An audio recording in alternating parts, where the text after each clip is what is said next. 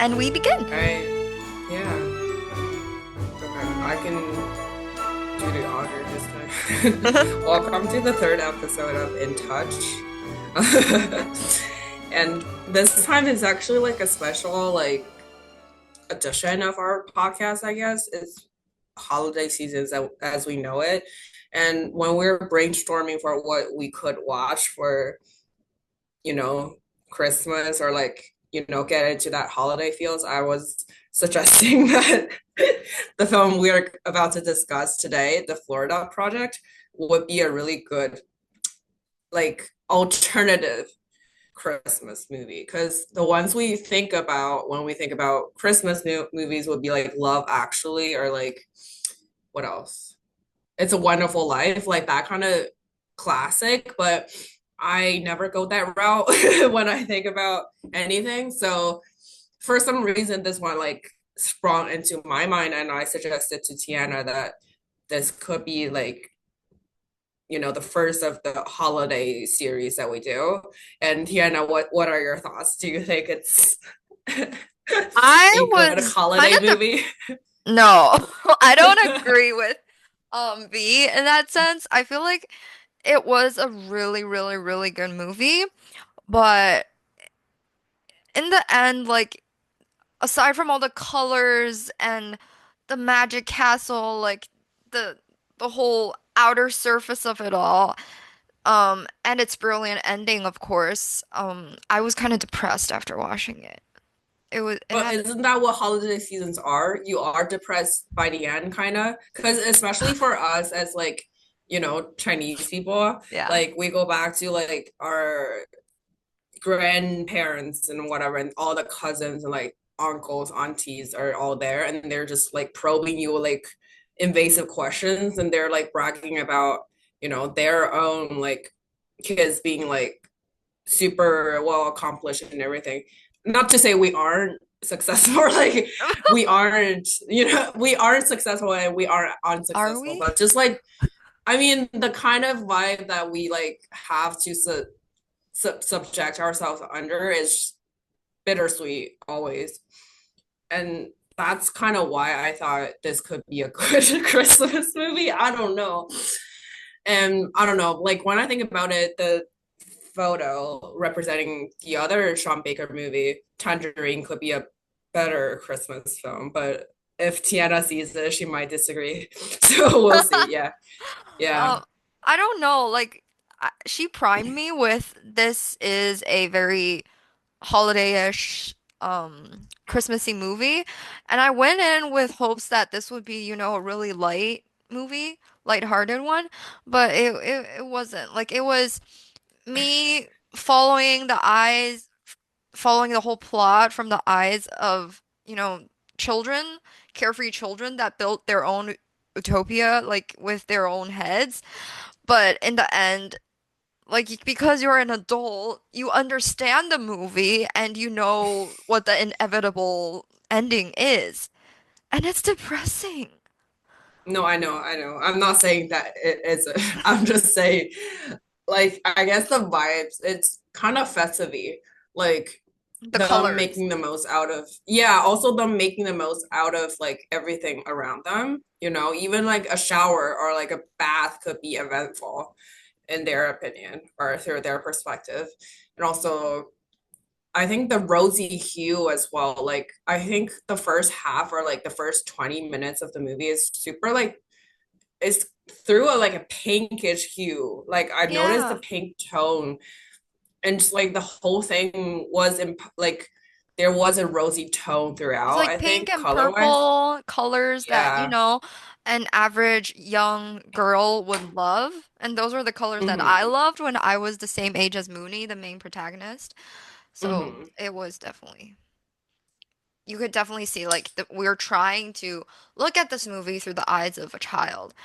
But For sure. what Even through the color, it's obvious that it's rosy and it's more optimistic than it actually is. Yeah. hmm Hmm. There's a Yeah. lot of that Tiana, can you? irony. What? Yeah, for sure. Yeah, can you read the summary that you found for us? Yeah, so I'm just gonna read a random good adequate length one that I found on IMDb. This one Mm-hmm. is by Nick Reganas. I'm sorry, I don't know how to pronounce this. But the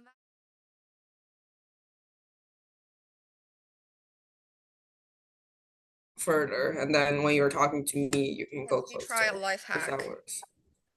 Let's see. Purple Palace people. It's good. Okay, life hack. No, no more pen. Yeah. Okay, let me try that again. Uh, no. Okay, this is actually the third take. The Okay. Magic Castle, a garishly painted hotel in the shadow of Walt Disney World's famous Magic Kingdom, is what Haley, a struggling single mother, and Mooney, her mischievous 6-year-old daughter, call home. But in Sparky Mooney's eyes, this unappealing world, crammed with imperceptible lost souls, is a blissful utopia.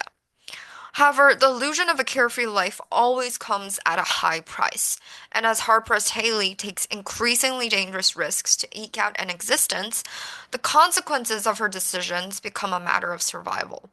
At the end of the day, Haley is at a crossroads. Whether she likes it or not, the young mother must either trust those around her or face danger alone. After all, we all face the consequences of our own actions. And as harsh reality enters the picture, Haley will face the music. But do shadows exist in fantasy's vibrant, sun-kissed realm? That's That the one's an interesting, yeah, summary. But there's like one bit that I'm struggling to agree with, which is we all face the consequences of our actions. Because in a way, I don't think that's what the film is trying to portray. If that you, too. Yeah, I was reading it, I was like, no, yeah. nah. But this was like the most adequate length one we could find Right, right. in Hmm. a 5 minute time span. Right. No, that's all good. Yeah.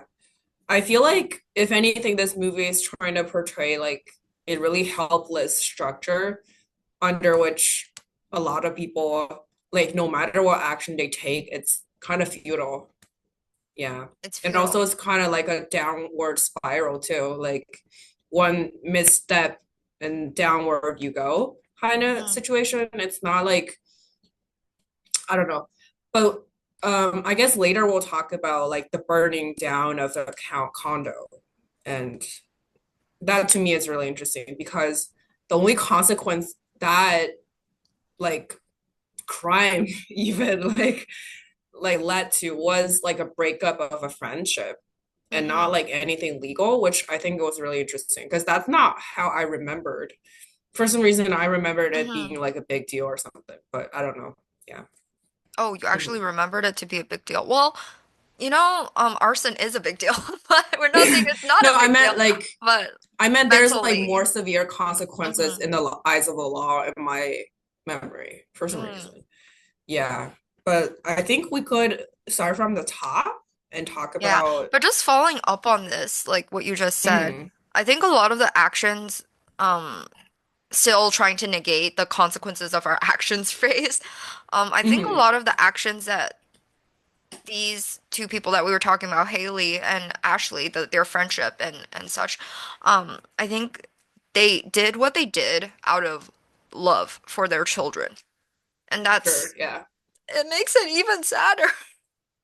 Also, I was like kind of curious, or like I was finding myself thinking, like Ashley noticed, I forgot the name of the kid. Mooney? Ashley forgot, no, Scooty? her kid, Scooty? Stewie, Scooty! Scooty. I'm sorry. Ashley like recognized something was up with like Scooty immediately. That's such like perceptive motherhood. I was like finding myself. I was like, what is true good parentship? Like I was finding myself thinking about that Oh my God, you because thought so deep. Like, yeah, because like Haley is all about, oh, you can do whatever you want, baby. Like even she's said that like numerous times, like you can do whatever you want, let her do whatever she wants, that kind of thing. But Ashley, like she is so perceptive, and she just noticed something was up with her kid, and then her not letting her kid be as free as possible. I just wonder, like, what is who is a better mom? I know there's no good answer or no Hmm. correct answer, but I was finding myself thinking about that. Like in their situation, which version of mother would be a more fitting or like a better Hmm. mom? I don't know. I was thinking I about that. read from a comment that a very interesting take that Mooney was in some ways more mature than Haley, her mother. Mm-hmm. And Haley Mm-hmm. sometimes was, she was more all over the place and kind of carefree and had that kind of I'm a child, someone take care of me vibe. Because Mm-hmm. in a lot of the settings and a lot of the takes, you can see the the two of them doing the exact same thing, watching the exact same shows, having the exact same kind of fun, and it's like two children living together. And at the very beginning, when Haley was, cracking a joke saying that, I'm not her mom, I'm her sister. I thought that was true. I was like, no, she Yeah. doesn't look like a mom and she doesn't behave like an actual mom. But later, Agreed. I think the thing that struck out most to me was, what she did out of love to make sure that her daughter still had some way of not living on the streets and living in an okay apartment. That Mm-hmm. was like, okay, that's truly a very mature mom move, even though it's a very sad move. I understand where you're Mm-hmm. coming from. But yeah, she tried to protect Mooney as well as she could. And Mm-hmm. Mooney, there was this line that Mooney said at the very beginning where she Mm-hmm. said that I can always tell when adults are about to cry. Mm-hmm. And that really stuck with me until the very end of the movie where Mooney cried for the first time ever. It's the Mm-hmm. first scene that we actually seen any child cry and any child kind of lose it. You see them Mm-hmm. yelling and screaming in a lot of the scenes, but that's just kids being kids. They're not in a Mm-hmm. tantrum, they're not furious like the adults are when they're shouting or screaming something or when they're upset. The kids Mm-hmm. are just being kids. But at the end is when you see like someone is truly sad about something and a kid is truly breaking down. And Mm-hmm. sorry, that was kind of Also, all over the place, but it's also kind of yeah, the end as well. Like it's interesting to me because she kind of witnessed like her mother's friendship being broken earlier, and she was crying about I might never see you again, my best friend, like that kind of thing. So it's interesting that for kids, it's the friendship could be like their whole world in a way. Like also Mhm. like what else do they have in that world like that they live in? So it's so interesting. And that like I broke down too because it's my second time watching this film. The first time I saw it, I just got super emotional. For me, it's easier to cry like during my rewatch because once I know what's about to happen, I just let my emotions build up to that point. And any like additional details I didn't notice the first time, if that suddenly like popped up, I would just be like, "Oh my God, that's the trigger!" And I just start crying. It's like having a gun to your It's too head much. and you release the trigger at Yeah. the very end because you know. Mm-hmm. Yeah. Because in my memory, like the end was more like I'm gonna lose my mom, that kind of thing. But this time I noticed it's more about I'm gonna lose my friendship with you. I might never see you again. It's her more like cherishing her friendship. Or not more, it's her also cherishing her friendship in that moment. Hmm. And that was just so beautiful to me. Yeah. And I was like, oh damn. Just crying, yeah. Because she knows that her mom wouldn't let her go. She finds, even though her mom is sometimes very immature, she knows that her mom wouldn't just willingly give her up. And she could hear her mom screaming on the second floor when she was being taken away. And that's why she Hmm. fought, because she didn't want to stay away from her mom. And in her Hmm. mindset, I feel like if she fought hard enough, she would be able to still be with her mom or Hmm. something like that. Like her mom would never give her up. But friendships are fragile, and she wanted to say goodbye to her friends. That's Hmm. uh, It was just so really beautiful to me.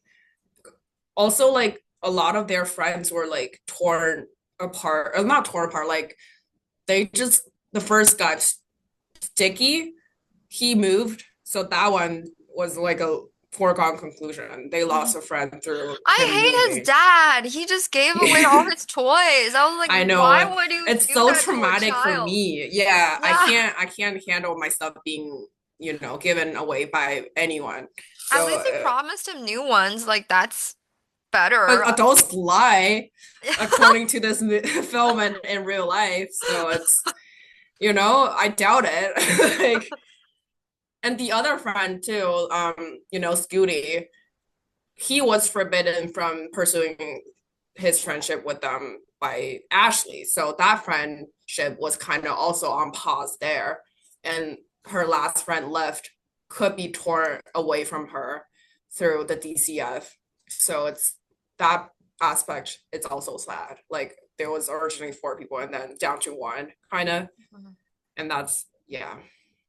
But that's childhood in a way. Your friends gradually left you or grew out of it. Like through moving, through petty arguments, through just anything, really. Yeah, this movie, it really struck me very hard in very, very different ways. Like, a lot of the ways is because it resonates so hard with my childhood in the States. There's so many points and there's so many details. From the palm trees, I know it's Florida, it's not Arizona, but I was in Arizona and there were palm trees in my apartment as well. And my apartment structure, we were talking about this before the recording, looks similar to what was portrayed in the movie. And it was also like really beautiful colors. It made you think of a villa or like somewhere near the sea. Even though Mm-hmm. we were in the middle of the desert, of course, we're not going to see anything close to large bodies of water. But Right. it was beautiful in that sense to me. And we had, all the buildings in the States are kind of like for apartment buildings, at least they're not going to be that high. I didn't live in Mm-hmm. a motel. Um, Mm-hmm. not in Magic Castle, but I remember the name was La Crescenta. Like it's kind of dreamy too in a way. Mm-hmm. Um, and it was like one of those rental places where students can rent if they're, getting a degree in ASU. And that's why I was there too. I was following my dad. He was pursuing his degree, and my mom and I followed him around. And we lived in a cheap little apartment near the school in Tempe. Mm-hmm. Mm-hmm. That was the place, and the pool looked similar. The benches near lying around the pool looked similar. Um, Everything was so similar, and the way that the children played together, make-believe games, chasing each other around, going to special secret spots that only they knew of. Mm-hmm. And also, yeah, the part of moving and having to give up a lot of stuff, having to say goodbye to a lot of people all of a Mm-hmm. sudden, and just Mm-hmm. leaving and friendships just dying. That was very Mm-hmm. traumatic. It was Mm-hmm. traumatic for 10-year-old me. And it's not that big of a trauma. It's not anything compared to what Mooney or Scooty or they're going through because they were living through poverty. At least we didn't Mm-hmm. struggle, right? But I know how tough it is at such a young age to be separated by your friends and have no means of ever contacting them again. It's really Yeah. We didn't live in a world of social media back in the days. no. Like even now, like I don't really have any contact info of people I went to elementary school with, like kind of people before the age of social media. If you lost Mm-hmm. contact with them, that's kind of it. Mm-hmm. So, and also even if you do have it, like what are you gonna do? Like 10 years later, like sometimes like childhood friendships are just so, I wouldn't say fragile, but like, They are in a way. They're like bubbles. They're really pretty. right. They're really pretty. Yeah. But sometimes they float Yeah. too high, or sometimes they float too far, or sometimes they just pop on some random thing they come across and they're just Mhm. gone. Or In they a way blend. too, I feel like Ashley and like Haley's friendship, I wouldn't say it's like fragile. It touched on something really big for Ashley, which is her kid. So it's, that's a no-go for, I guess, her, that's her one big thing, I think. and that's why she couldn't be friends with Haley again, even though it's not really her fault. But I feel like as kids, we lie to get out of situations. So it could Hmm. be just like Scooty saying it's um, convincing me to burn it up, even though I Yeah, it's don't because think we do. that's the case. Yeah, because we don't Yeah. know what happened after that cutscene. We don't know actually what Scooty said to Ashley. But as kids, I lie, to get myself out of trouble. I'll be like, she's the best influence. Like, she convinced me to She made do me do whatever. it, or Yeah. it was her hmm idea. Which is believable if you only saw the first half of the film, like if you only saw like what we saw, like the hey, let's spit on that car. Like Mooney was taking initiative and doing things and pulling pranks and asking money for like ice cream, that kind of thing. She Hmm. is the master of all pranks and all tricks among the kids. So it's believable. Even though I think it was Scooty who suggested. And he stole that like lighter too. So it was him. Hmm. Yeah. But Mhm. initially, it was I remember that scene now. It was Mooney that was standing by the fireplace and saying, "Come here, grab your lighter." So Oh, it it was? kind of it was her idea. Like, Scooty, Okay. come here, bring her lighter, because before there was that scene where Scooty was showing her the lighter with the nude, and Yeah. she remembered. So that was kind of, yeah. Someone said I got a good idea. I forgot who. Yeah. But yeah. Mm. Mhm. Why would they burn a pillow? I still don't get it, but it's children. No one has to get anything. Um, Also, it's Florida. It's yeah, really it's hot. Like you don't need to warm yourself up that way. hmm Yeah. About the spitting scene. This is like hmm confession time. I used to go to a Chinese school in Arizona, and I wasn't real. I'm still not a very rebellious person. I haven't done really anything that was too out of order my entire life. hmm But hmm so I grabbed a few of my friends. It was my idea. I was the Mooney hmm in this scenario. I was like, guys, let's eat lots of chocolate and spit on the people Oh, that walk by. chocolate. So, like, Wow. like they would think that there It's was poop. shit on Yeah. their heads, but Yeah. we didn't actually get anyone, thank goodness. But we would, it was really similar. Like it was kind of like a rotunda, but what's a hmm square rotunda? I don't even know what that's called. I don't know, a box. Yeah. Box. But there were A railings, square. concrete Yeah. railings, and we would just stand up, bend over, spit, and then hide. Exact same motions as Mooney and Scooty, and I was watching it, I was like, oh my goodness, this is. Well, I was a goody two shoes. I never did anything out of line. And so the first time I watched it, I absolutely despised those kids. Like the first time I saw it, I was like, what on earth is going on? Like, also, initially, we don't have the context of their like class or their situation. So Hmm. I didn't have that context. So I was like, why are they just being rascals for no reason? But everything happens for a reason. So yeah, yeah. But the I was second time wallowing in watching, shame. I was wallowing in shame in that first scene. At least we made a friend, right? but also she is likable. Also, if you watch it through a child's perspective, you would like her. If you watch it from an adult's perspective, you might not find her the best kid. Which, yeah, was my perception when I first saw it. And I was like, why are they misbehaving so much? So, yeah, I don't know. Maybe I need to be ashamed for how I judge, but yeah. No, I think it's bad to spit on other people and other things. And just don't do that. Even as Right, a right, kid. right.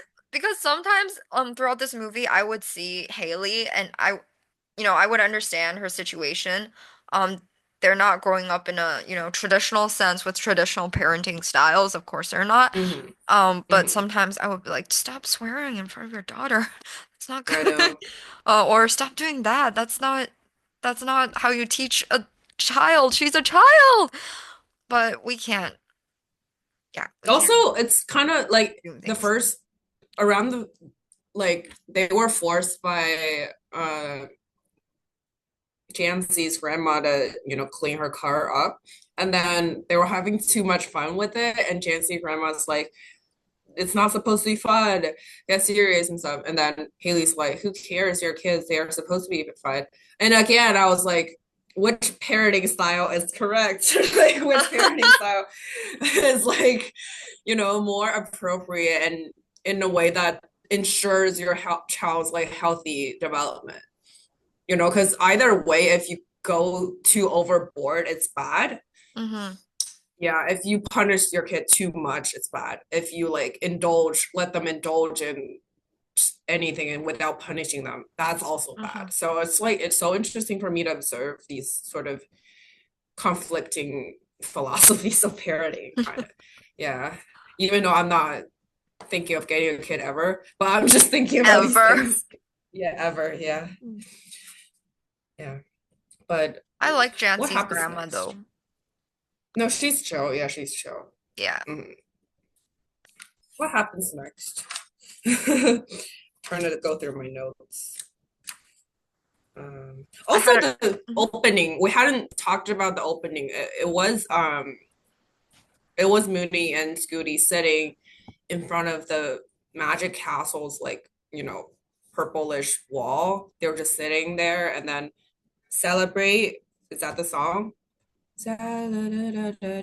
Like, yeah, that was playing in the background. Um, yeah.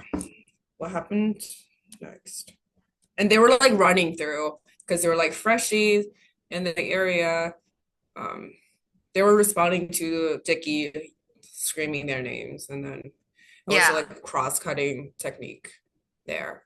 Yeah, which also was used at the very end as well, which I noticed, but we'll talk about that. Um, Initially, it was like a stable camera, but when these people are moving, it's shaky. It's a shaky cam situation. Like, it's not Hmm. the most perfect tracking shot of them just like running through the field. It's more like as if the cameraman's running with them, kind of. A child is holding the camera. That would be more disastrous. I feel like it wouldn't capture such beauty throughout. Yeah. Um, There is method within my shaking. Um, Yeah, and then we see a bunch of like landscape of like Florida. I've only been there once, but it was kind of tacky because I went there for Disney World with a uh-huh. friend who really liked like Star Wars, so that's why I went, even though I personally do Is not Star see the Wars appeal of Disney? Disney World. They've Star Wars is acquired, I think. Disney? Oh, Yeah, they've acquired okay. that franchise. Um, but we lived like I guess near Disney World because that was the main attraction, and it was kind of tacky for me as well, like seeing all these like not billboards but advertisements saying Hmm. free Disney merch sold here kind of things like all over the place, a lot of neon lights and like a lot of just things advertised for Disney around there. It's like the whole place was functioning around it was my experience. And then in this film we see those like landscape shots of Orange World, and like those kind of things, like Mermaid shop, the mermaid gift shop, and mm-hmm, that kind of things thing. like So that. it's very like on point, or it's like on the nose of like what's sold there, kind of, which is interesting. And also, could that be a part of like these kids' perspective? Like maybe those places aren't called like Orange World or whatever. Remember, like the one of the kids were Oh, like the lid of the orange yeah, the lid of instead of the orange. peel. I think that was Yeah. Scooty. Yeah. Like it could be like them simplifying the situation and Could be just their simplifying. imagination, the buildings. Yeah, yeah, exactly my point. Like in their perspective, it's called Orange World. It's shaped like the North, exactly. Hmm. Just simplifying the situation. But also Florida is kind of tacky, so it could be A mixture reality of in that both. way. Like But everything could be possible in that filter, in that mhm, pinkish for and sure. dreamy kind of filter. Yeah. For sure. And then at the ice cream parlor, one kid, I think Mooney or Scooty, I forget, said free ice cream, even though it's not free. They It's had not to, free. yeah, They have they to had beg for to. change everywhere. Mm-hmm, mm-hmm. So, When I was Initially, we initially know. watching the first half, I was like, oh my gosh, Mooney is such a bad influence on Jancy.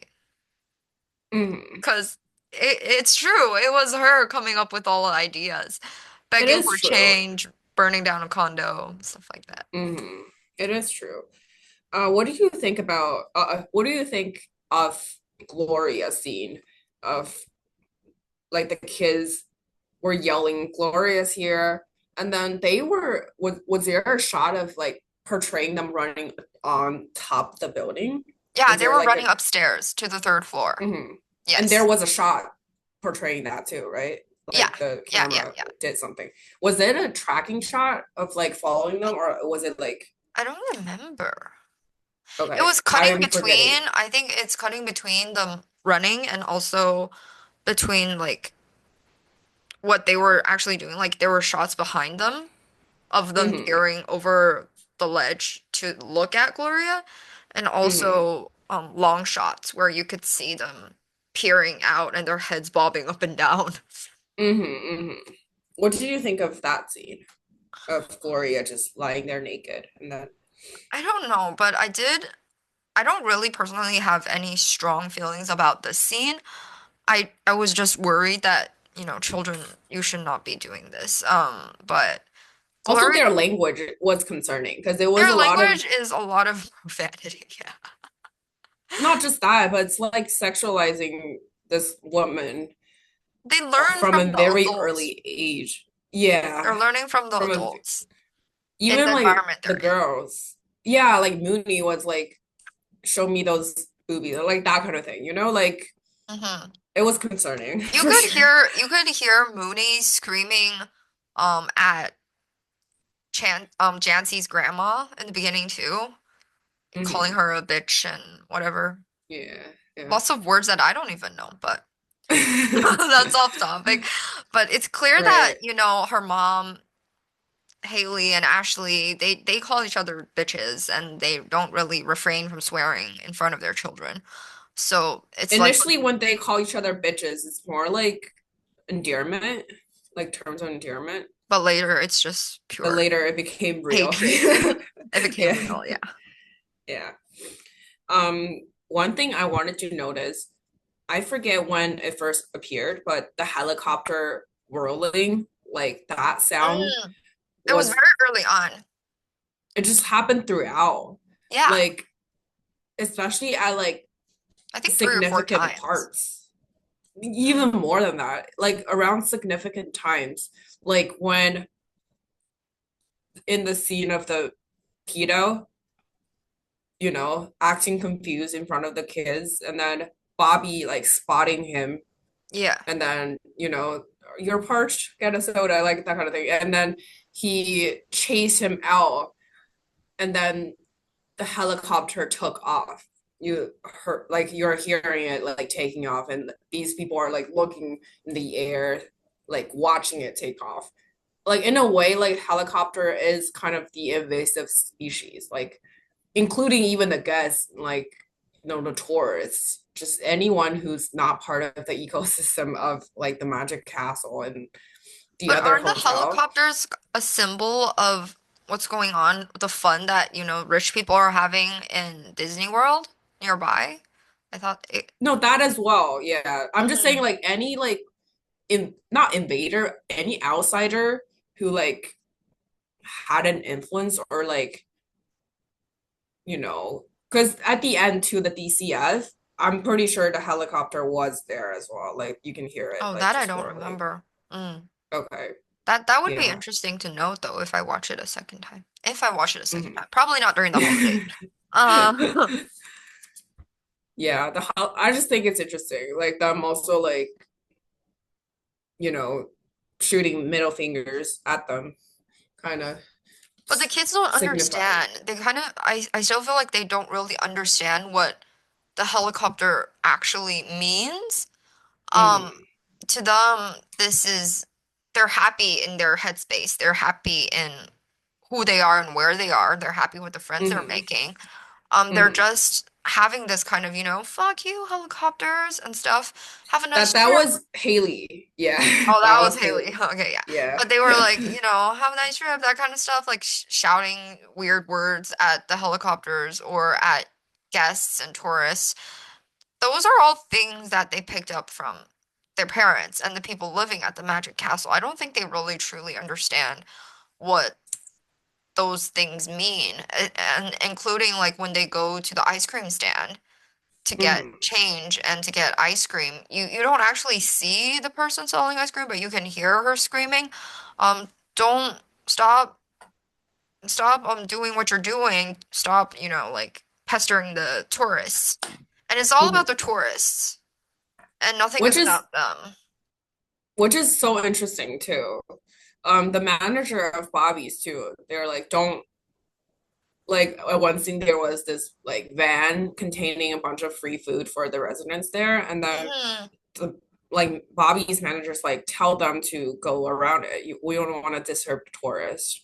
Like, at what point is that the main like why I understand like economically why tourists are a must or are the main attraction of this location, but just like how the world is functioning is disregarding those actually needing help from this from the manager, like from the system or whatever, and just no money is going towards them. Like, They had um, money to brush the walls with pink and yellow and pastel, mhm, but they don't have the money mhm, to actually, pay for fixing their washing machines and stuff, and it was just left there broken for the longest amount of time.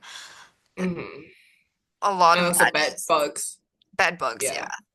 Mhm, Inside, like everything's pretty fucked up, and they try to mhm, brush that all down under the carpet and hide it as well as possible. Like you said, getting the food van, the food bank van, to move to the back so that the tourists won't be able to see. And stop putting our bikes out because it's not a good scene. It doesn't look well, and it doesn't look good with the whole Magic Castle theme. I feel like the bike is more to make sure people, no person, it's like Safety, a fire hazard, yeah, yeah, situation. That that one's too. more out of safety is concerned. But that reminds me of like when the Olympics was held at like Brazil one year, and Hmm. there were news or like reports coming out when where like people are saying a lot of poor people were forced to relocate Mm, or just be out of the public's eye because of this major event happening.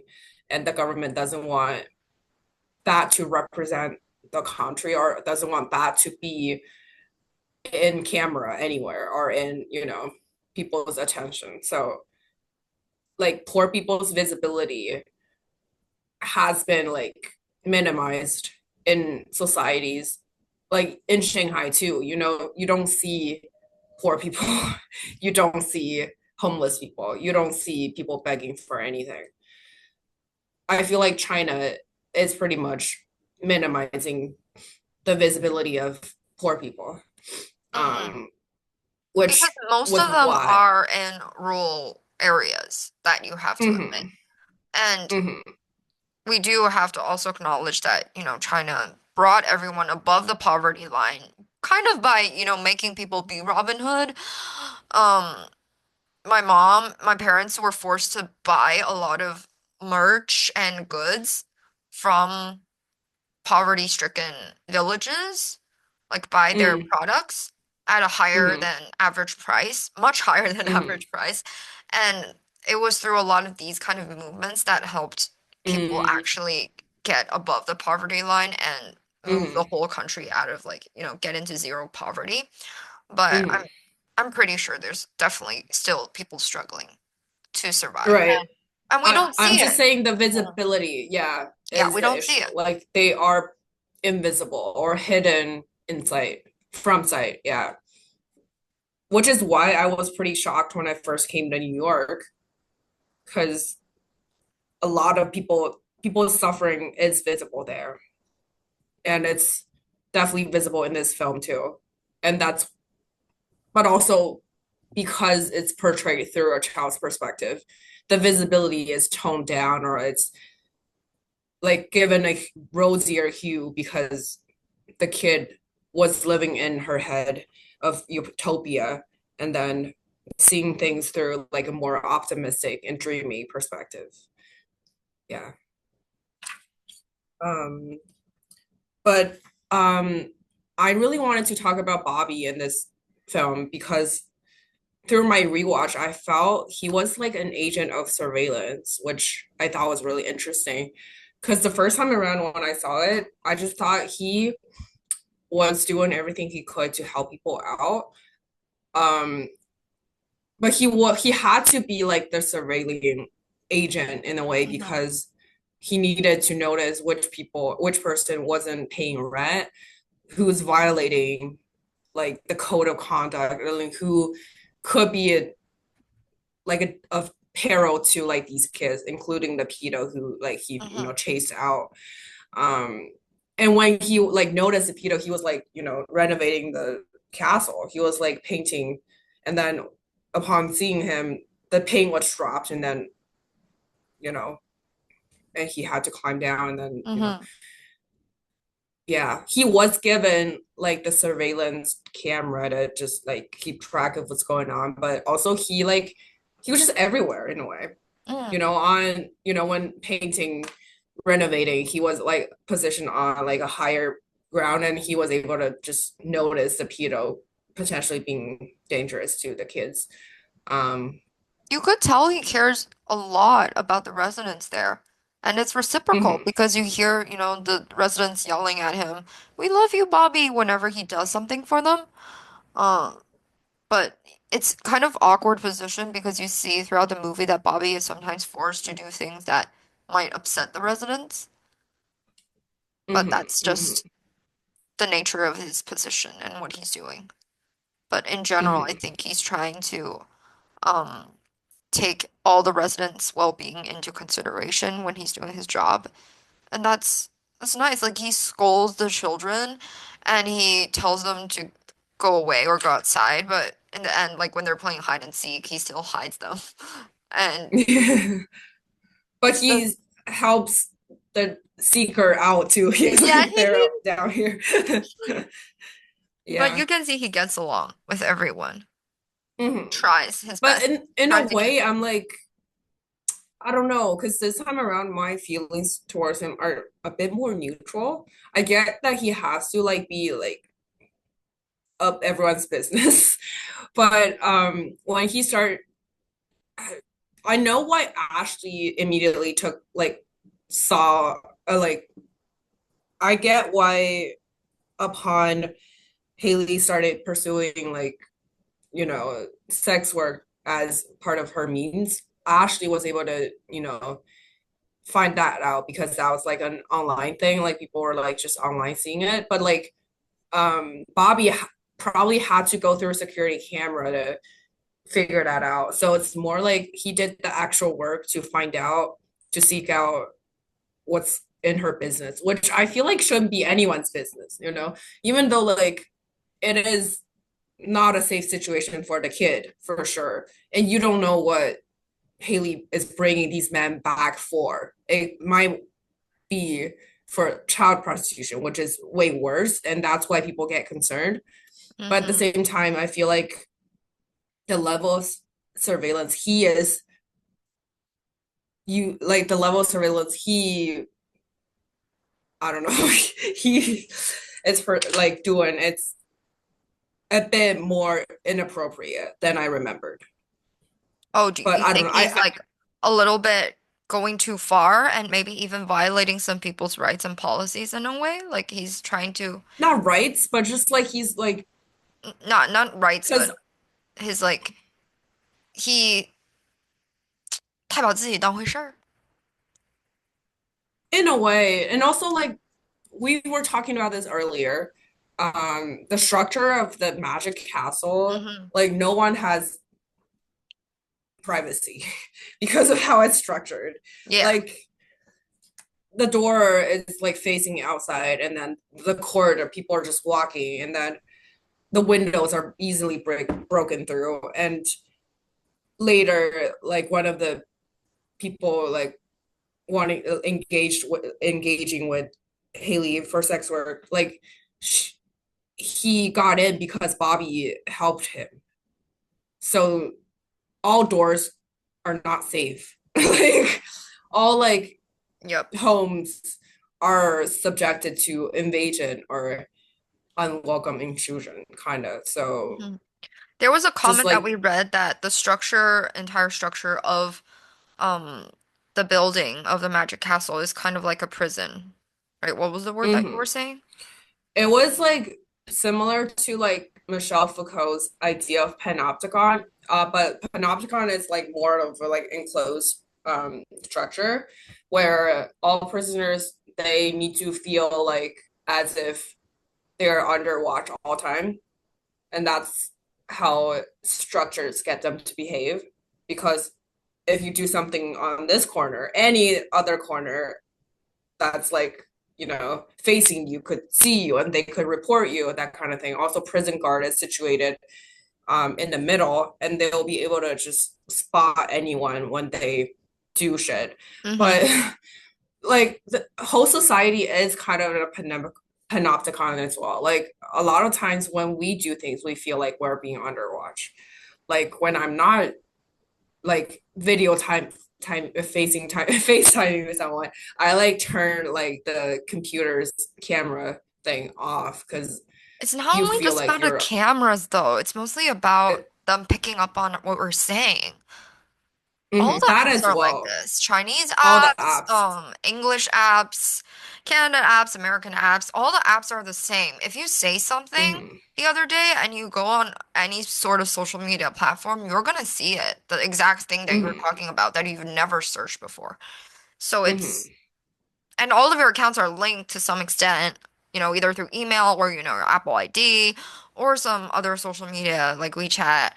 Everything's connected, so everything gets an update of what you're recently going on about. That's Hmm. it is terrifying, and it's not just like China.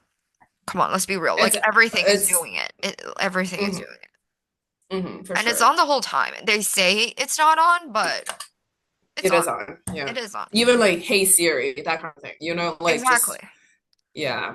Your data is getting So analyzed every single second. exactly. But this film, I guess, it's just making that into making this phenomenon more visible, or like makes it materialize in by way of just portraying this L-shaped building where these people's behave or like whatever they do, it's under watch. Um, and we do see like these wide shots and long shots of the Hmm. building when the power is out, like people just come out of it, and you see how like tightly knitted everything is. Like people are just like situated so closely together, and it's like truly a community. Um, yeah. So, and the reading, the review we read, they were saying the pool was like the point of privilege. Did you remember what they were saying in the I review? do. I think it was along the lines of Gloria sunbathing is kind of like a privilege that many people think, I don't know, rich people or well-off people have. I don't know about Mm, that, but I could see why it is. Because, if children want to go to the pool, they have to ask their parents. That's kind of privilege in a sense. And I don't know. I'm not too sure about Gloria sunbathing. It was kind of disturbing. I I'm also thinking the parking lot as well. Like, how did Dickie first notice the freshies were in the area? It's the car, I think. So just Mm, like any like new arrivals like come in and out, and then the L-shaped thing, it's being watched, but it's also watching who's coming in and who's leaving, that kind of thing. It's a mutual way of observing and keeping note, um, which I think is interesting. Um, yeah, also this like the resort, I wouldn't say the castle, I guess. It has permanent resident, even though the law doesn't allow it. Like they hmm. had to move out like once every how many days just to avoid like permanent Yeah. residency. And I think Bobby's But nice in the sense that he tries to help them do this and, tries to for get a sure, discount on another hotel to make them just to keep them, easily achieve yeah. that. Yeah. Hmm. Um, even though like it's not allowed for them to be there like as renters, but it's achieved by him helping them. Um, yeah. What else?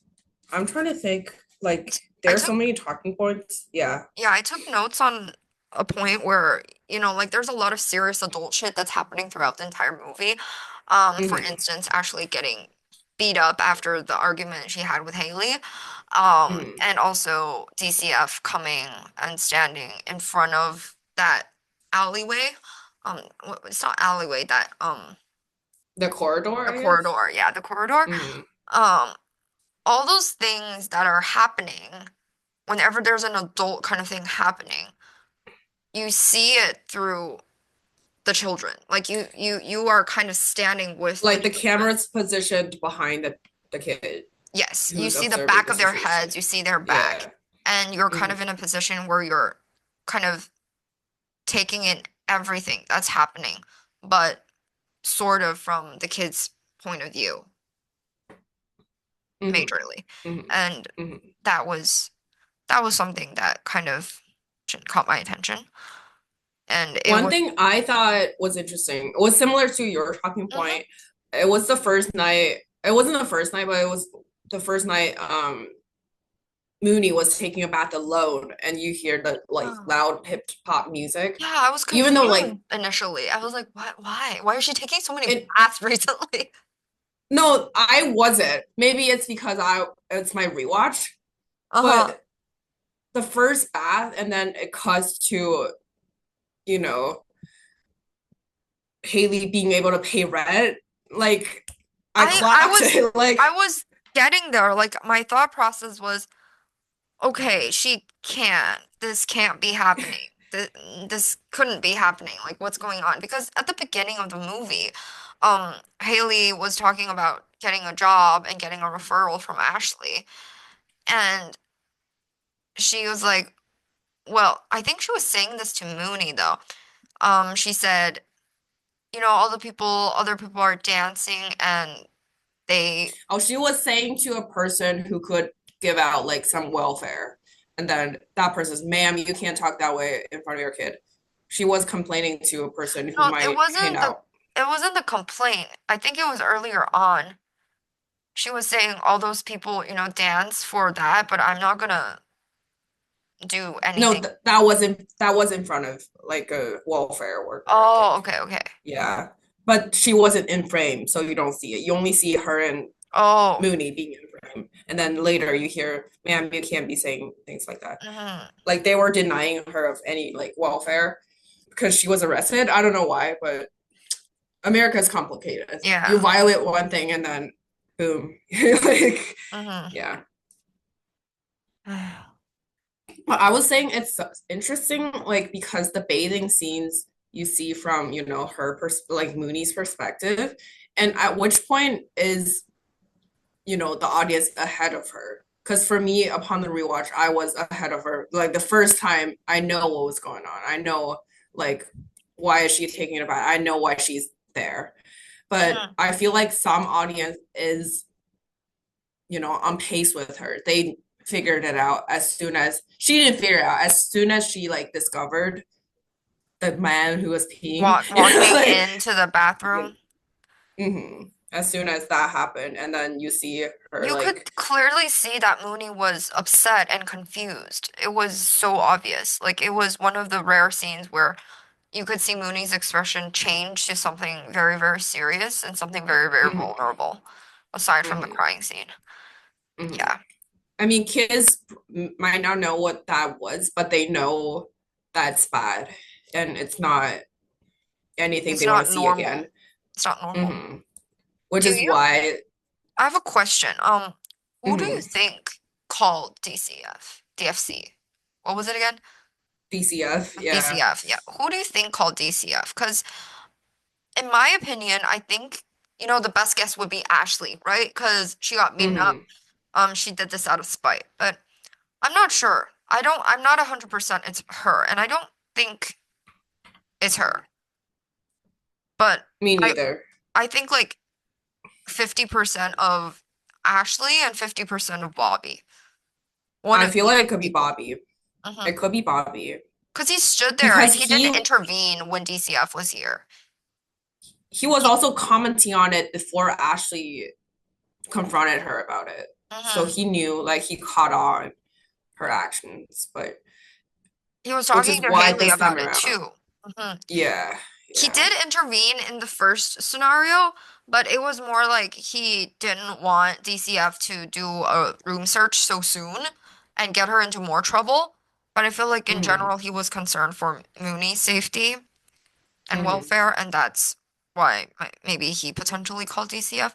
I don't think it was hmm actually because I don't think what Mooney kind of made is a strong word, Scooty do is strong enough for her to actually feel that much hatred to making a child leave her mother, making the two separate because she is a mother too. I don't think she would do something like that.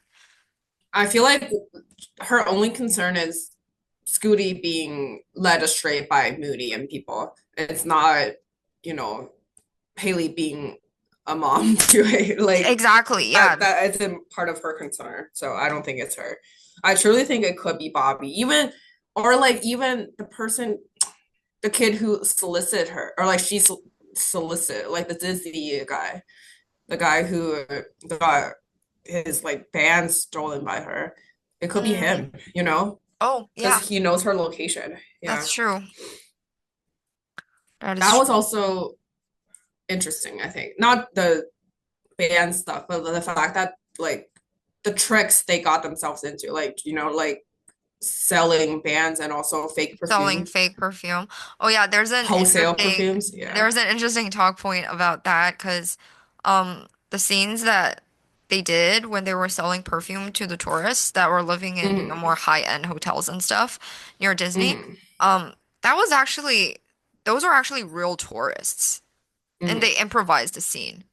So, They improvised the selling. uh-huh. Yeah, and some people did buy it, which is so interesting.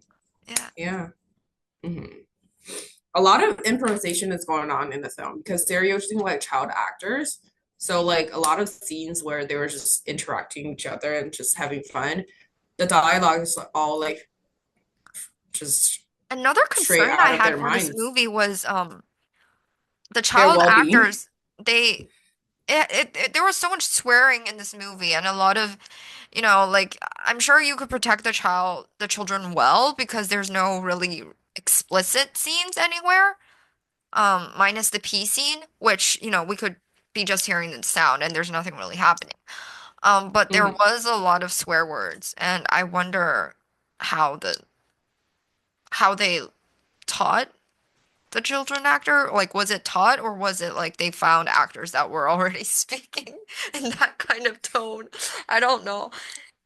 I know one of the actors, like a boy actor, he was found in like a motel. Like he was found living in a similar situation where they can't cover rent.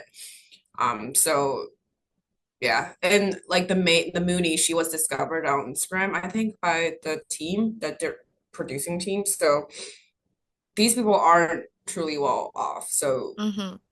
both could be a possibility.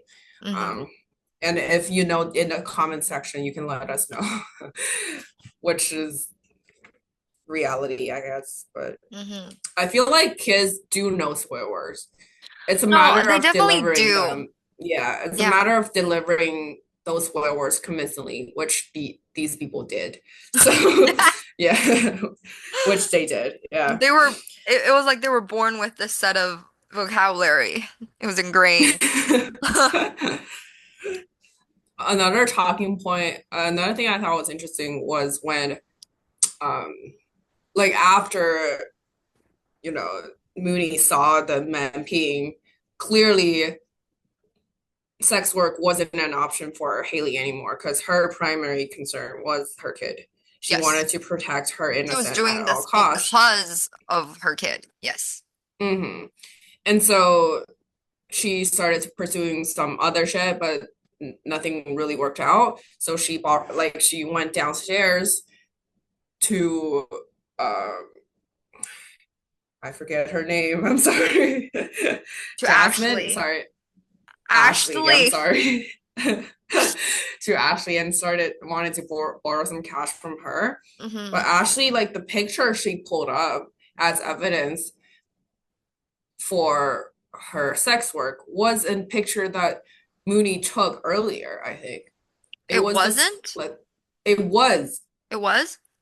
it was a Yeah. swimwear Yeah, photo. because that was when I started to get sus about the whole thing. Because I didn't want to like go there. I was like, Haley, you know better than that. How could you be bringing men home and doing that? Like, I kind of like subconsciously knew what was going on, but I was in denial. It's like you can't possibly be like you said you didn't want to do this in the beginning. Um, Did the but it's pretty. swimwear photo shoot spook you? Was that when you first got the inkling? Yes, that was the first. Okay. Like it was like I was like you couldn't be, but I was like thinking along worser lines because I Mm. thought. are you gonna post pictures of Mooney too on the web? What are you doing? Um, because even though Haley is kind of all over the place and she is kind of random at times, but she is still an adult. If a child suddenly thinks about doing a swimwear photo shoot, I wouldn't suspect anything at all. If this was Mooney's idea, I would be like, okay, that's what children do. That's what they're like. They have spontaneous ideas and they Hmm. act on them. But it's not the Hmm. same for Haley because she's an adult. And when she started taking pictures with Mooney in them too, I started getting super worried. I was like, oh, you can't possibly be. But then Mooney started taking baths, and I was like, oh my gosh, even if you're doing alone, it's not good either. But Yeah. No, I understand. But I think it's interesting that in a way, Mooney's the only person who's able to take those photos for her. You if she wanted like a non-selfie, if she wanted a photo taken by someone else. So it's so interesting that like she had to rely on this innocent agent to do it for her, who wouldn't judge her for what could this be for, you know? Mhm. So I thought it was so interesting, but in a way, fucked, as you said, because the second I saw the photo was like taken by your kid, I was like, wow, like it's so interesting. And also the perspective was like clearly from a person. If we take photos, we do assume like a lower position to show off like the length of our legs in a way, but it's taken by a kid, so it's flattering naturally because they're short. But like, And it's if you think deeper about this, it gets even it's even sadder because why she looped Mooney into the photo shoot as well, like why she was also taking pictures of Mooney and pictures of them together, like selfies and stuff, wasn't because she wanted to post those pictures of Mooney in them. She was kind of protecting Mooney and making it seem like an innocent, mother that's what I and was saying. daughter activity, Yeah. Hmm. instead of, actually, just take pictures of me. She had to, She's yeah, hiding it the best she could, the best she knows yeah. how to do.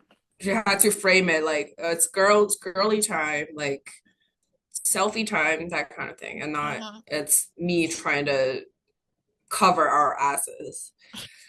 Yeah. Yeah. Uh, yeah. One other thing I wanted to talk about, I think I noticed one thing about the camera work, which whenever it's portraying Bobby, it's like a lot of time it's like behind him, it's following him around, or like Hmm. it's like retreating because he's coming over. It's kind of like frontal or like back. But for the kids, it's a lot of tracking shots. It's moving with them, like sideways. It's like tracking them, like running around and Yeah. stuff.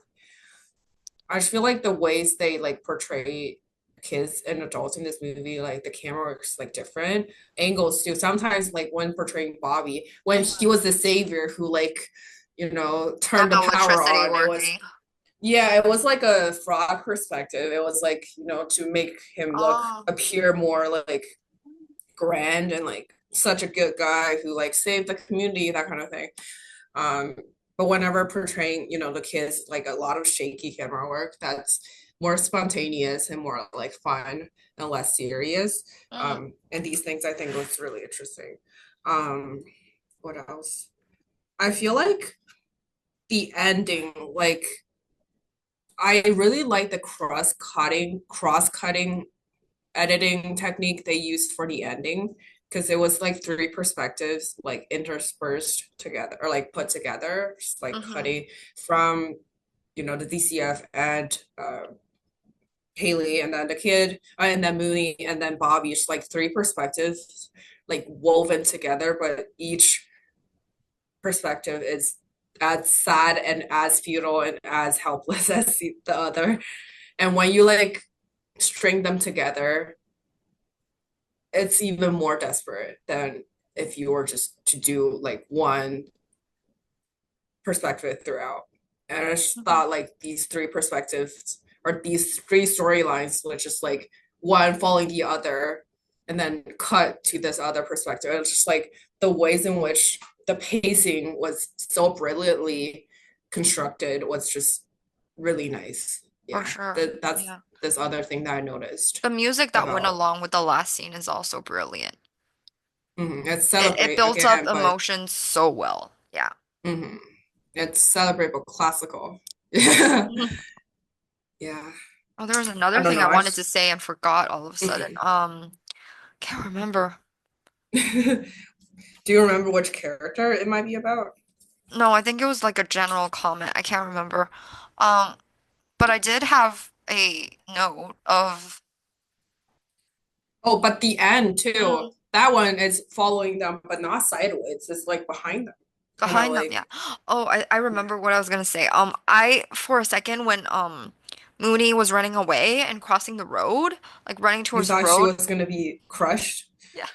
I thought that would be the ending. I thought she would be run over by a car or something and we kind of follow her like but I thought it would be something along the lines of she got hit, but there's like a cutscene there where we're not sure if she got hit or not. And then we sort of follow her perspective, which is now actually her spirit or ghost or whatever, into Disney World. I thought Uh, it would be like that, but I think the actual movies is much better because I watch too many horror films, so sometimes I keep feeling like someone's gonna drop dead any second. I have to remember that that doesn't happen in all movies I watch. So, hmm. but What do you think about the sudden like camera change even? Because initially it's like 35 millimeters and then they're using like iPhone 6s, I think, to shoot the I end think I was scenes. so What do you think? engrossed in the emotions then and there that I didn't really notice. I'm not kidding you. It's like I I shakier. I didn't even notice. I thought it was like it was that natural. Like the change was that natural and that fitting to the point where I Hmm was completely engrossed in what was happening and the emotional setting that it was trying to convey. And I had no hmm idea that they changed to an iPhone until you told me before the recording. I was like, what? But Right. that's really cool. Yeah. The director's previous film, Tangerine, that was shot with three iPhone 5Ss throughout. That film was shot entirely iPhone 5? using this this thing you're seeing here Oh, is damn. shot by an iPhone. That just sounds you like artists can just take advantage of whatever they have because I can't pull this shit with iPhone Yeah, true 12 artists, Pro. they don't need the appropriate medium. Like I just got into photography and I'm like, I need to buy the not the best. I can't afford the best, but relatively good or, very capable camera. I have to have like, capable lens. But honestly, like if you have the knowledge and if you're good at photography in general, you could use anything. It's the same for Mhm. cinema, I guess. Like you could use it. And to a point where some people like you might not even notice the quality change because it was that good. Yeah. Exactly, like me. Oh. Yeah. But what do you think about it though? Like it's like the change. Like why are they using iPhone all of a sudden? Like No, because like you said, like the comment that you sent me, because they were trying to make themselves inconspicuous. that's They true. they couldn't be carrying big old giant cameras over their shoulders and following a bunch of kids and running. That would seem so weird. People would call Right. 911. Right, right. I mean, sometimes people do it out of convenience, but there's definitely like a stylistic reason as well, I think. hmm Yeah. Why, like, Is iPhone in utopic framing? Like it's what? I like it frames it in a more utopia light. I don't know. I'm just I did feel like yeah. the filter got pinker. Does that count? That's the only thing I noticed. It got pinker Or maybe the building, the Disney castle was pink, and that made it pinker. or I don't remember. Like I said, I did not notice the camera change. I didn't notice anything at all, and I could feel like tears just welling up, but I didn't actually cry, which was oh kind of amazing for yeah. me. I usually cry for these kind of movies, but I think I didn't cry because I was so shocked at the end. In a way, this film and our first film were similar in that the ending kind of made the whole thing, kind of. You know, the So ending much was, better. Yeah. yeah, because Not so much better. I think like just for elevated the thing. yes, Yeah. exactly. Hmm. I think for a real young girl, the ending really made it become what it wanted to be. Hmm. I don't even know if that's grammatically correct, what I just said, but for this movie, I think the ending was great, but because, you know, the foreshadowing and everything that happened before it was also great. And that's why they worked a charm together. Did you like the positive and true utopian impossible ending in this movie? Did you think it worked? No, because we're adults. Like we said before, like we're adults. It's fucking depressing. Like I you didn't mean it like know did you she's gonna no, get no, no. taken away. I didn't mean it like. Did it work on you? Are you fooled? That's not what I meant. I meant more like in the framing and the grand scheme of thing and completing the movie. Did you think the ending was a good choice? Yes, yes, yes. Like like I'm just a nobody, but like I said, the from a horror movie avid perspective, if Mooney got in a car crash and died there, like I would be thinking like the ending that I thought then and there that I pictured then was Mooney after she died, she would somehow end up in Disney World and that would be a child's happy ending. Mm. Like I feel like it had to be a kind of happy ending even if it was fake, and that would fit the movie well. It couldn't be a true happy ending, you know, where Haley got her child back and I don't know, they won the lottery and got a bunch of money and moved out and you know, like she invited her friends over to a shiny new condo and they lived happily ever after. That's not gonna happen. It has to Which one be is more unrealistic, you think? That one or the actual ending of the movie? which one? What? Like Which two? the winning the lottery and being able to afford everything and then that kind of happy ending. Like I feel like the movie, if you have to, impose a happy ending, it has to be like something impossible. Like so did you think the monetary gain scenario that you envisioned, like would that be like a more impossible? I don't know what I'm trying to say, but yeah. I sort of get what you're trying to say, but I think Mhm. no, that would not be an adequate ending, but it would truly be an interesting ending because it's not something that you would expect, right? Because we were kind of unconsciously expecting an ending that was fitting for the movie. So basically the ending that the movie already has.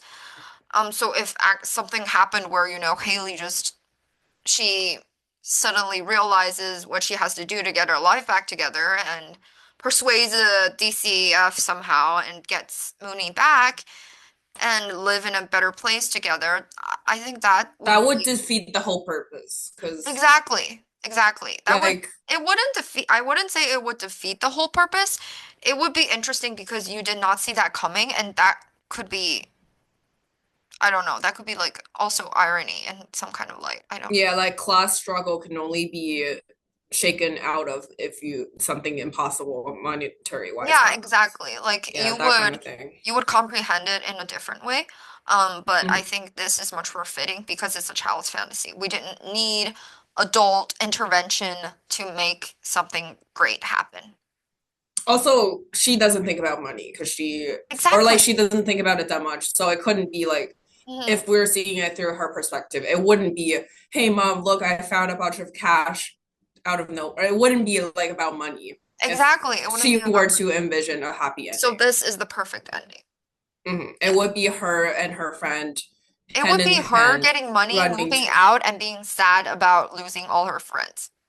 It would be a tragedy for her, personally, but it would be a happy ending for an adult.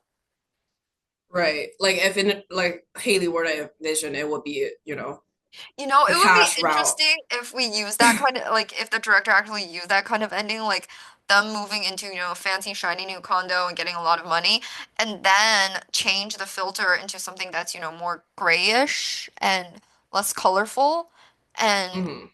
it's more portrayed at the height of Haley or an adult and Hmm. less from Mooney. Yeah. That would also Hmm. be an interesting ending, but I would be like, what the fuck? Yeah. And from the tonal change, the color scale, it will be evident that it's her fantasy versus, Hmm. movies. Yeah. Yeah, exactly. Yeah.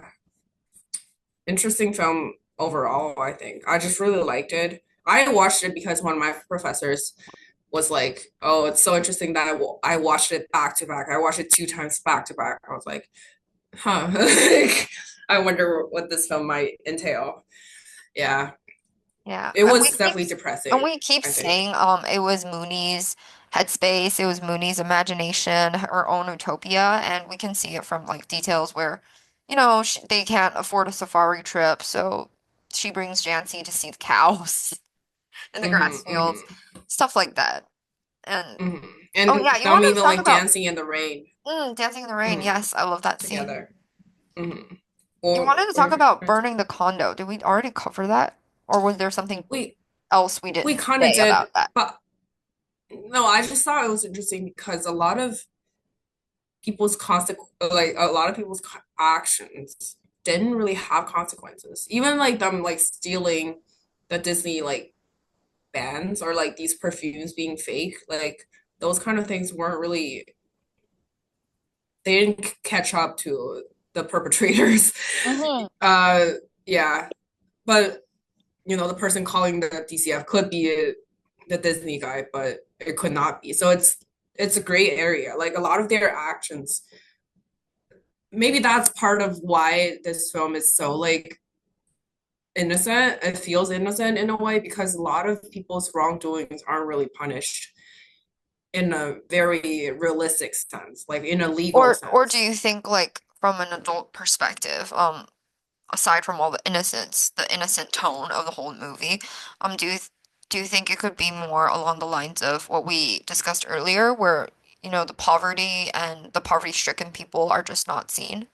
And here, like they're they commit crimes, obviously, but Hmm. because Hmm. they're so marginalized, even their Hmm. crimes get swept under the rug. No one cares. Hmm. That's definitely part of it too. That's what Hmm. I first was thinking about. Yeah, the condos are burnt down, but because it didn't affect anybody rich or important, Yeah.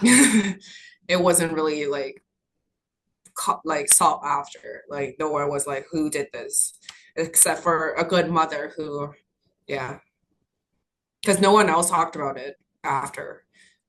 It was only the mom who, Ashley, who noticed and then was like, okay, to be a good citizen, kind of. She didn't say that, but it's more like she wanted to get them out of that place. So you can't be pulling that thing. Mm-hmm. again. But overall, I'm sorry for people who are watching it around holiday season in my sour mood. Um, but again, I just realized his other movie, Tangerine, is a more appropriate Hollywood Christmas movie. And it's set on Christmas Eve. So I don't know Oh. why I was recommending this one over the other. But for people who want an actual holiday recommendation, go check out Tender Ink by the same director, Sean Baker. Mm-hmm. Yeah, and Wait, his other I have movie. another no.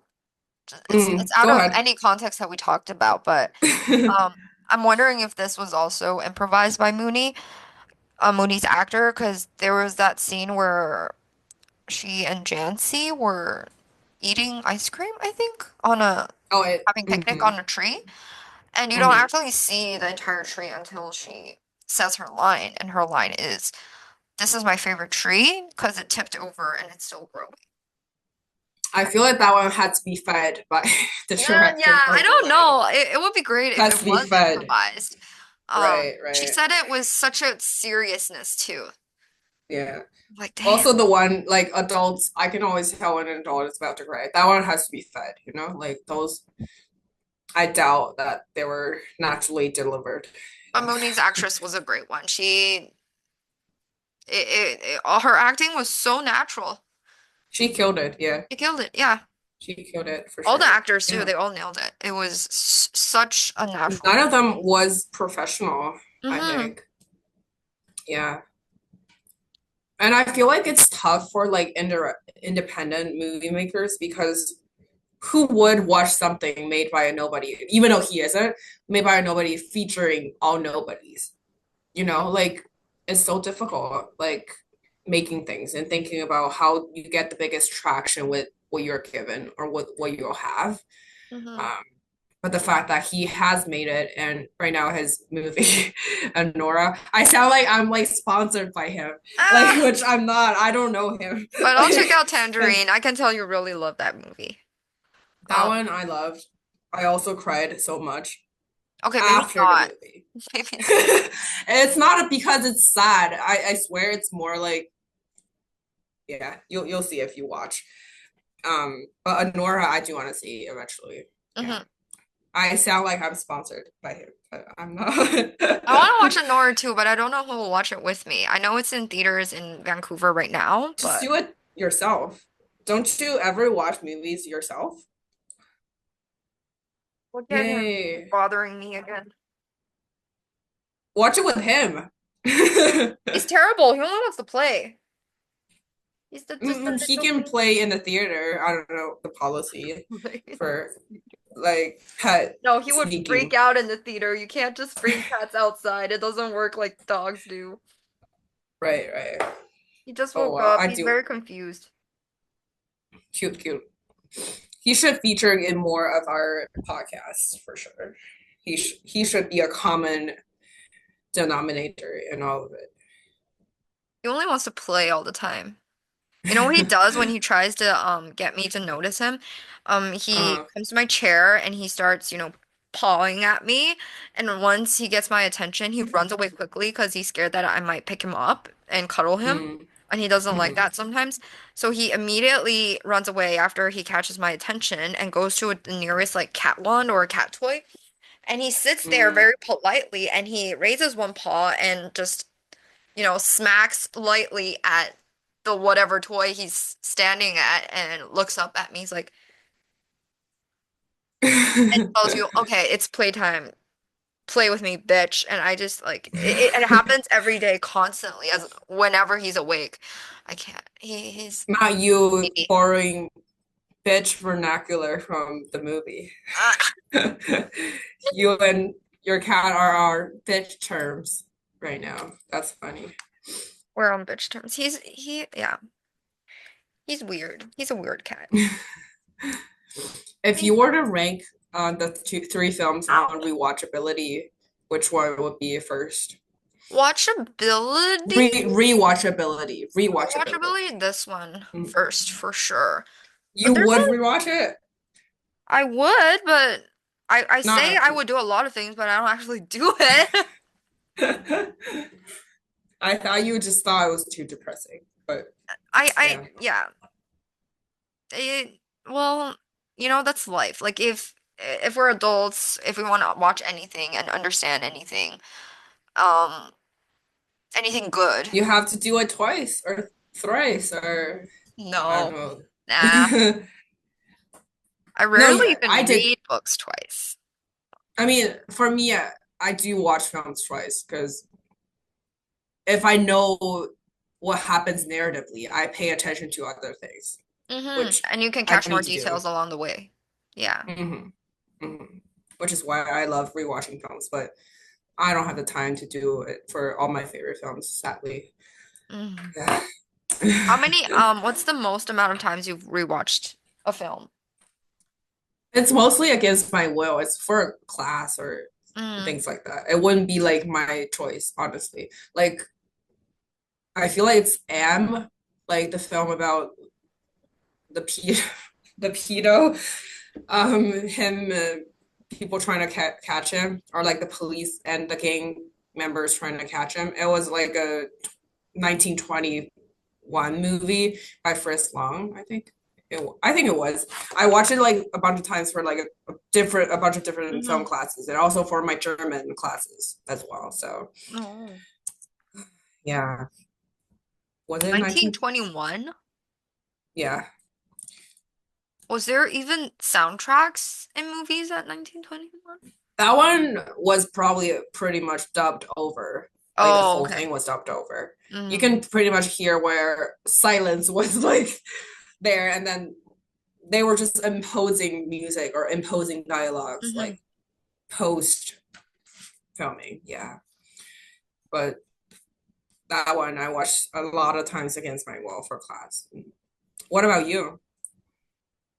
I don't think I've ever watched anything twice or thrice. Maybe two times, but I can't remember any. What about Home Alone? I thought you loved Oh yeah, Home Alone, but that's like three times it. max. Because there's like three movies in Home Alone. For Home Alone, that's my holiday go-to movie. Like whenever I need a cozy comforter movie, I watch that. And I watch it mm, on planes too. Like sometimes when I'm going home, mm, back to China or taking a long flight, I watch Home Alone. mm. I don't know No, why. that's definitely a feel good kind of movie for sure. Yeah, but it is getting more disturbing. Like whenever you grow up and start seeing things in a different light, everything is disturbing. Like we were talking about parenting issues, right, for this movie. In Home Alone, it's so disturbing because they just keep leaving their kid behind in some weird ass Yeah, situation. I'm like, why would you keep yeah, doing that? It's yeah. so bad. Yeah. hmm but for viewers who stuck with us this long, like what holiday movies would you recommend? Hopefully anything that's unconventional, because we don't want to talk about like Love Actually for our next I one. don't I like feel Love like Actually. Like I watched it as a holiday movie because I was looking for a holiday movie like 2 years ago, and I watched it. I was like, mhm. I don't know. Some people might attack us for this, but I just don't like that movie. I didn't see anything worth even Talking about trying. or Yeah, worth talking rewatching. about, worth rewatching, worth anything from Right. that It's a movie. worthless piece of media, according to Tiana. Not worthless. I mean, you get a lot of screenshots with the guy holding the thing. And I'm like, why would you even do that? That's so cringe. It's like, That became like a cultural talking point for some reason. Yeah, I I don't don't get know. it. Was that Love Yeah. Actually first or Taylor Swift and like in her I Love Actually is first. It was Oh, like okay.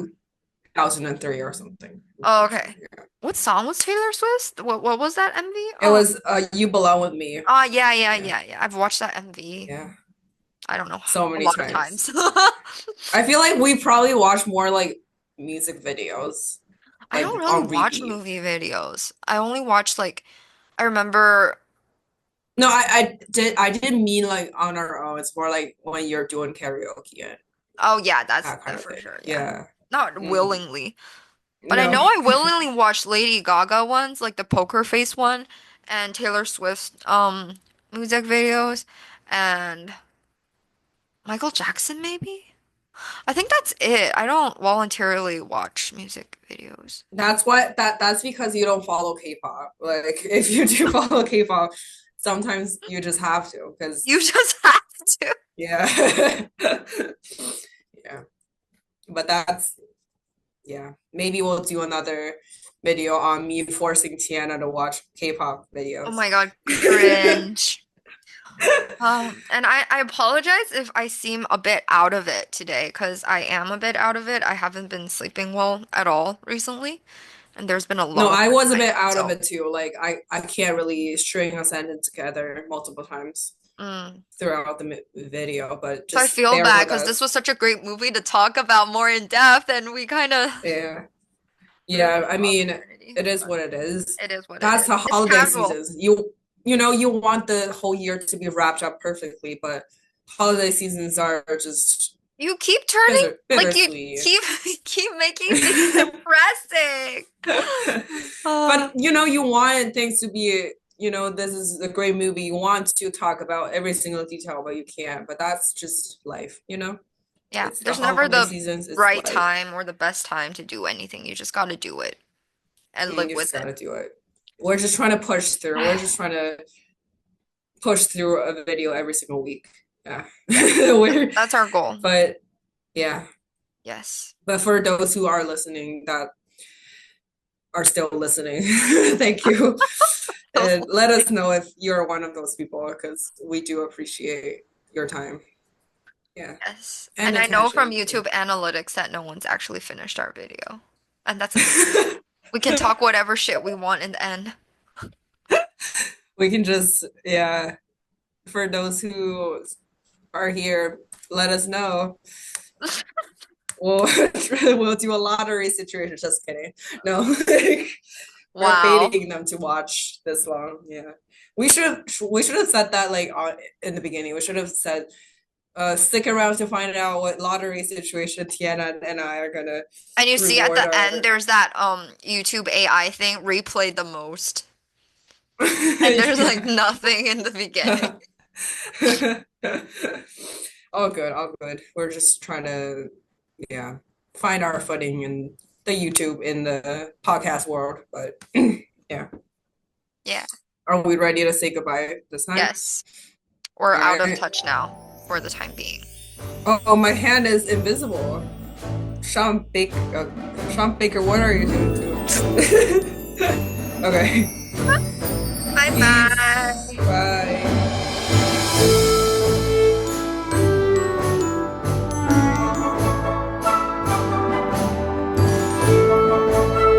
Okay.